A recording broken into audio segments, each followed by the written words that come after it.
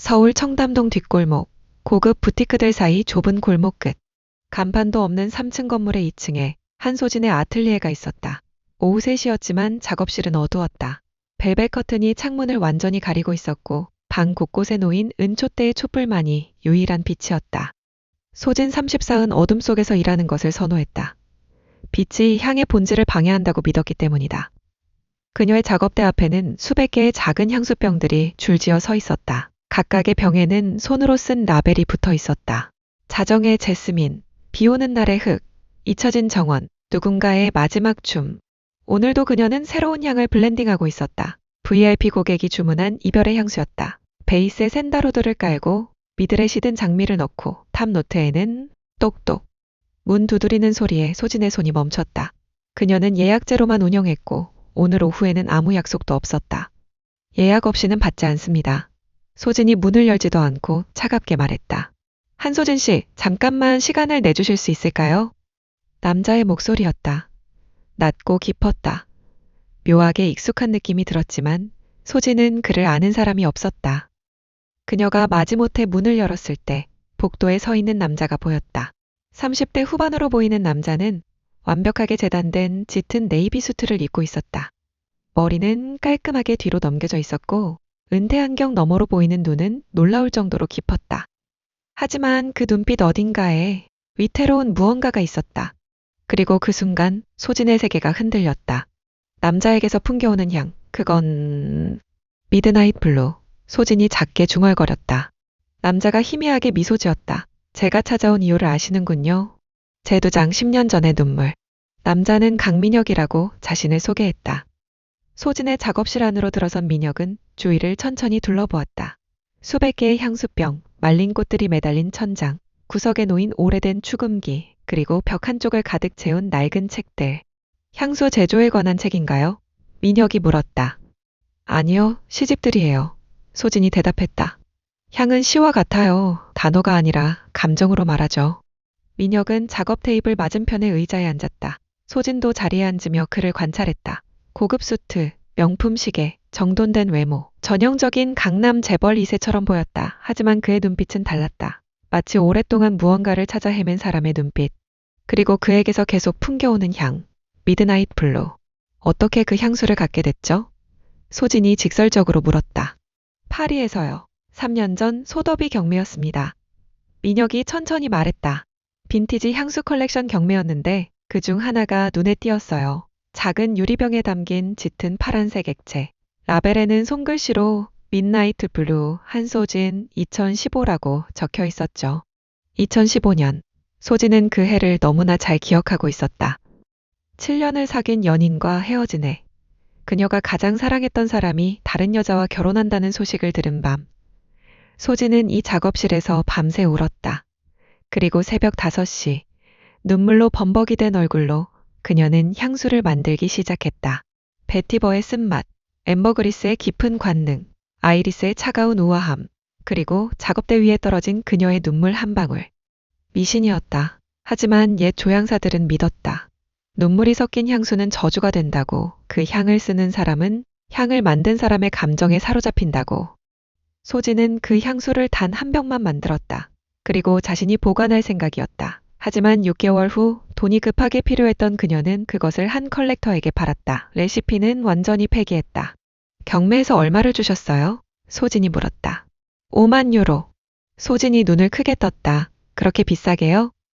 처음 맡았을 때 알았어요. 민혁이 조용히 말했다. 이건 그냥 향수가 아니라는 걸. 누군가의 영혼이 담겨 있다는 걸. 제세장 향이 말하는 것. 베이스 노트가 뭔가요? 민혁이 갑자기 물었다. 소진이 그를 바라봤다. 왜 궁금하세요? 이 향을 맡으면 민혁이 잠시 망설이더니 계속했다. 누군가의 슬픔이 느껴지거든요. 깊고 어두운 슬픔. 동시에 엄청난 갈망도 느껴져요. 마치 두 손으로 잡으려 했지만 결국 놓쳐버린 뭔가를. 소진의 심장이 세게 뛰었다. 이 남자는 향을 읽을 줄 아는 사람이었다. 그것도 아주 정확하게. 당신은 뭐 하시는 분이에요? 소진이 물었다. 와인 소믈리에였습니다. 5년 전까지는. 민혁이 대답했다. 지금은 그냥 향수를 모으는 사람이에요. 왜 그만두셨어요, 소믈리에를? 미각을 잃어서요. 민혁이 씁쓸하게 웃었다. 교통사고였어요. 머리를 다쳤고 깨어났을 때 더 이상 맛을 느끼지 못했죠. 와인도 음식도 아무것도. 하지만 후각은 남았군요. 네, 그게 유일하게 남은 감각이에요. 그래서 향수에 집착하게 됐나 봅니다. 민혁이 소진을 똑바로 바라봤다.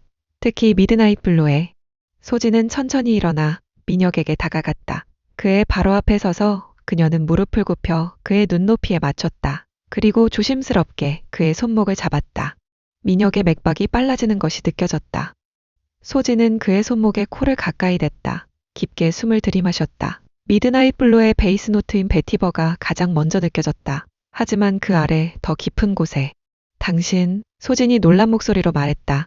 3년 동안 매일 밤 이 향을 뿌렸죠? 민혁이 대답하지 않았다. 하지만 그의 눈빛이 답이었다. 향이 당신 피부에 완전히 스며들었어요. 당신의 체온과 땀, 페로몬과 섞여서 이제 이건 미드나잇 블루가 아니라 당신만의 향이 됐네요. 소진의 손가락이 민혁의 맥박을 느끼고 있었다. 점점 더 빨라지고 있었다. 그래서 제가 무슨 영향을 받았다는 건가요? 민혁이 낮고 거친 목소리로 물었다. 소진이 천천히 고개를 들어 그의 눈을 똑바로 바라봤다. 촛불이 그녀의 눈동자에 반짝였다. 당신은 3년 동안 누군가를 그리워했을 거예요. 얼굴도 이름도 모르는 사람을. 꿈에서 봤지만 깨어나면 기억나지 않는 사람을. 당신은 그 사람을 찾아 헤맸을 거예요. 미친 듯이. 민혁의 손이 떨렸다. 갑자기 그가 소진의 손목을 잡았다. 강하게. 맞아요. 그의 목소리가 떨렸다. 정확히 그랬어요. 이 향을 맡을 때마다 누군가가 보고 싶었어요. 누군지도 모르는데 가슴이 미칠 것처럼 아팠어요. 매일 밤. 소진의 숨이 가빠졌다. 저는 당신을 찾기 위해 3년을 썼어요. 민혁이 계속했다. 이 향수의 제조사를 추적했어요.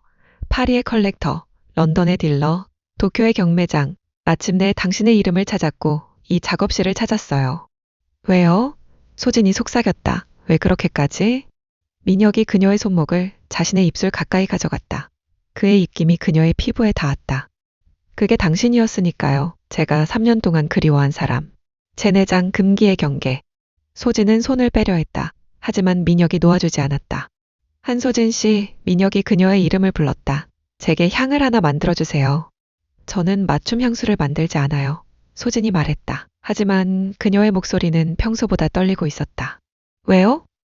너무 위험하니까요. 향수는 감정을 저장하는 거예요. 제가 만드는 순간의 감정이 그대로 담겨요. 그걸 다른 사람에게 준다는 건 당신 자신을 주는 거군요. 민혁이 완성했다. 소진이 그를 바라봤다. 민혁의 눈빛이 너무 진지했다. 무슨 향을 원하시는데요? 소진이 물었다. 이 그리움이 끝나는 향, 민혁이 말했다. 당신 향. 소진의 심장이 쿵 하고 떨어지는 것 같았다. 저는 소진이 떨리는 목소리로 말했다. 고객에게 개인적으로 향을 만들어주지 않아요. 그건 제 규칙이에요. 그럼 제가 고객이 아니라면요? 민혁이 천천히 일어났다. 소진도 일어섰다. 하지만 민혁이 그녀보다 한 뼘은 더 컸다. 그녀는 고개를 들어 그를 올려다봐야 했다. 당신이 10년 전에 흘린 눈물 때문에 민혁이 한 걸음 더 가까이 다가왔다. 저는 3년 동안 당신을 찾아다녔어요. 세계를 돌아다니며 매일 밤 당신의 향수를 뿌리며 당신을 그리워했어요. 그의 손이 천천히 올라와 소진의 뺨을 감쌌다. 따뜻했다. 이게 운명이 아니면 뭐겠어요? 소진은 숨을 참았다. 민혁의 얼굴이 너무 가까웠다. 그의 눈동자에 촛불이 반짝이고 있었다. 키스해도 될까요? 민혁이 속삭였다. 소진은 대답하지 않았다. 대신 그녀의 손이 올라가 민혁의 넥타이를 잡았다. 그리고 세게 잡아당겼다. 제5장, 촛불이 꺼진 방. 그들의 입술이 닿는 순간 작업실의 모든 향수병이 미세하게 울렸다. 아니, 그건 소진의 착각일지도 몰랐다. 하지만 확실한 건 그녀의 온 세계가 흔들리고 있다는 것이었다. 민혁의 입술은 부드러웠지만 강렬했다.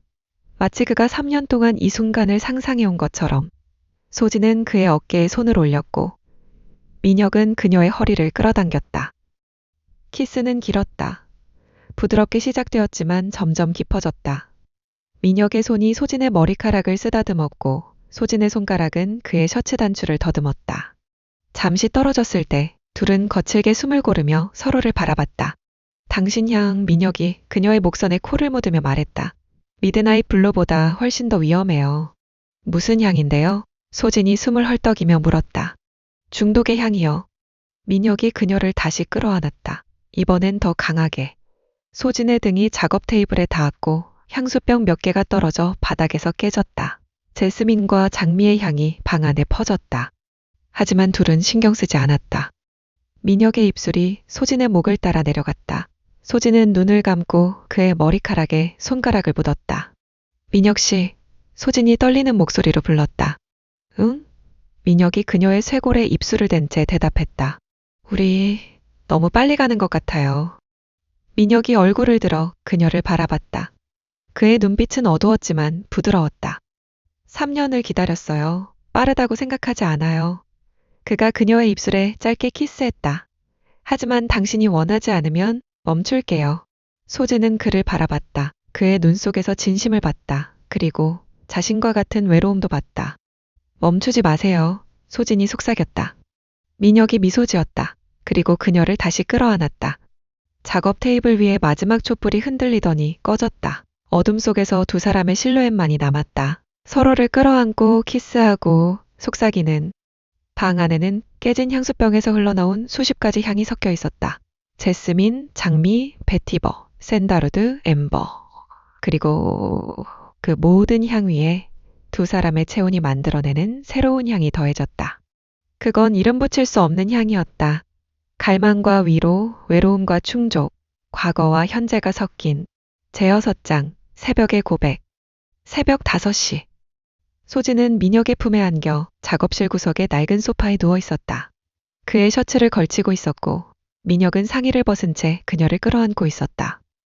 창문 밖으로 여명이 밝아오고 있었다. 커튼 사이로 새어들어오는 희미한 빛이 그들을 비췄다.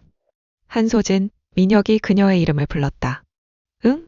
소진이 그의 가슴에 뺨을 댄 채 대답했다. 미드나잇 블루를 만들던 그날 밤 무슨 일이 있었어요? 소진은 잠시 침묵했다. 그리고 천천히 입을 열었다. 7년을 사귄 사람이 있었어요. 제 첫사랑이자 마지막 사랑이라고 생각했죠. 우리는 결혼을 약속했었어요. 민혁의 팔이 그녀를 더 꽉 끌어안았다. 하지만 어느 날 그가 말했어요. 자기 부모님이 정해준 사람과 결혼해야 한다고. 재벌 집안의 딸이었어요. 저는 그냥 가난한 조향사였죠. 그래서 저는 기다렸어요. 그가 돌아올 거라고 믿었어요. 하지만 6개월 후 그의 결혼 소식을 들었어요. 신문에 났더라고요. 웃고 있는 그의 사진을. 소진의 목소리가 떨렸다. 그날 밤 저는 이 작업실에서 밤새 울었어요. 새벽이 되었을 때 눈물이 다 마를 때쯤 저는 향수를 만들기 시작했어요. 제 슬픔을, 제 사랑을, 제 후회를 모두 담아서. 그게 미드나잇 블루. 네, 그리고 제 눈물 한 방울이 그 안에 떨어졌어요. 실수가 아니었어요. 일부러 떨어뜨린 거예요. 저는 제 슬픔을 영원히 보관하고 싶었거든요. 그래서 제가 그 향을 맡았을 때 당신을 그리워하게 된 거군요. 미안해요. 소진이 작게 말했다. 제가 만든 저주 때문에. 저주? 민혁이 웃었다. 아니에요. 축복이었어요. 소진이 고개를 들어 그를 바라봤다. 저는 5년 전 사고로 미각을 잃었어요. 그리고 삶의 의미도 잃었죠. 와인 소믈리에로서의 제 정체성, 제가 사랑하던 모든 것을 잃었어요. 민혁의 손가락이 소진의 뺨을 쓰다듬었다. 하지만 미드나잇 블루를 만난 후 저는 다시 살아있다는 느낌을 받았어요. 누군가를 그리워한다는 건 아직 제 안에 감정이 살아있다는 증거니까요. 그래서 저를 찾아온 거예요? 네. 당신은 제게 다시 느낄 수 있는 능력을 준 사람이에요. 비록 그게 그리움과 아픔이었지만 그것조차 소중했어요. 소진의 눈에 눈물이 고였다. 당신도 저를 구원해줬어요. 소진이 말했다. 저는 10년 동안 그 밤에 갇혀 살았어요. 미드나잇 블루를 만들던 그 밤에.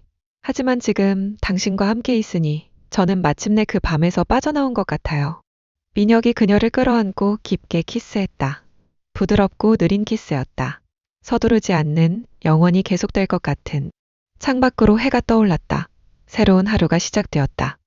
제7장, 새로운 향의 탄생. 그 후 6개월. 소진의 아틀리에는 조금 달라져 있었다. 여전히 어두웠지만 이제 가끔 커튼이 열렸다. 햇빛이 들어오고 먼지가 춤추고 방 안에 향수병들이 빛났다. 그리고 작업 테이블 위에는 새로운 향수가 놓여 있었다. 이름은 운명의 경매 데스티니 옥션. 민혁을 위해 만든 향이었다. 베이스 노트, 베티버와 엠버그리스 미드나잇 블루와 같은 미들노트, 장미와 자스민, 희망과 새 시작, 탑노트, 베르가못 기쁨, 그리고 특별한 비밀 노트 하나, 소진의 웃음. 조향사들 사이에 또 다른 미신이 있었다. 눈물이 저주를 만든다면 웃음은 축복을 만든다고. 소진은 이 향수를 만들면서 내내 웃었다. 민혁을 생각하며 그와 함께한 지난 6개월을 떠올리며 병뚜껑을 닫으며 소진은 작은 라벨을 붙였다.